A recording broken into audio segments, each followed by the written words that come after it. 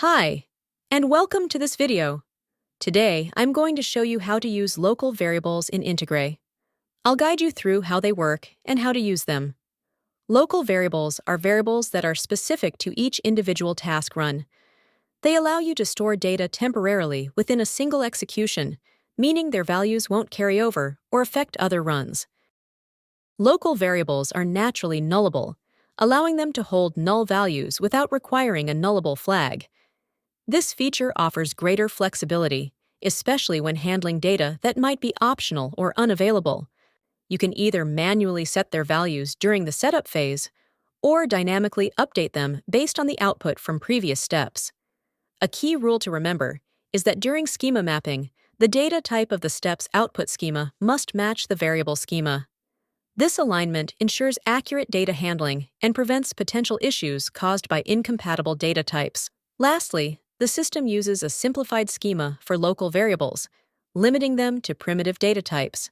Complex data structures, such as tables or columns with intricate designs, are excluded to keep the variables easy to manage. Okay, so let's continue to the configuration of local variables. Here we have a task with 3 steps. The first and third steps are advanced REST API connectors, and the step between them is a JSON parser. With this configuration, I will show how to extract only the token from the first advanced REST API connector and use it in the other one for authorization. To perform this, we need to open the variable schema editor and create a new local variable by clicking on the Select Schema button. Here, you can select the schema for that variable. In our configuration, it will be the token from endpoint. Keep in mind that the data type in the schema of this variable must match the data type of the schema on the output of the step. Then, simply click Load Schema, and you'll see the new variable appear on the menu on the right side. From here, you can edit its schema, delete it, or assign a predefined value if needed. This lets the variable hold a specific value instead of only receiving data from the task. After that, open the JSON parser step. Here, in the Configuration section, by clicking on the plus button, we can map the data.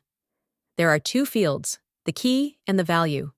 The key must match the output schema, and the value will be matched to the JSON data with a keyword in the response from the advanced REST API connector. Now, when we have those set up, we must save the configuration. Then we can add the local variable to this step by clicking on the local variable icon. In this selector, we can choose our created variable, which will be used in this step. Then, simply click the Save button and open the last step.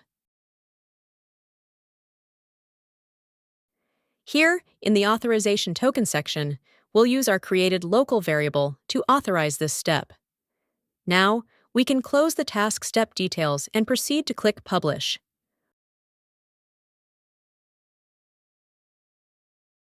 Once everything is published, click Start, and then go to the History view. In the first step, you'll see that the token and other values are returned as a response. When we open the variable from the second step, we can see its value, which is separated from other data. This isolated token value is then used in the authorization part for the final step. With this setup, we've successfully isolated certain data, allowing it to be used for authorization within the local variable. And that's it. That's all about how to use local variables. I hope you find this video helpful. Don't forget to like, subscribe, and share. See you soon in the next one.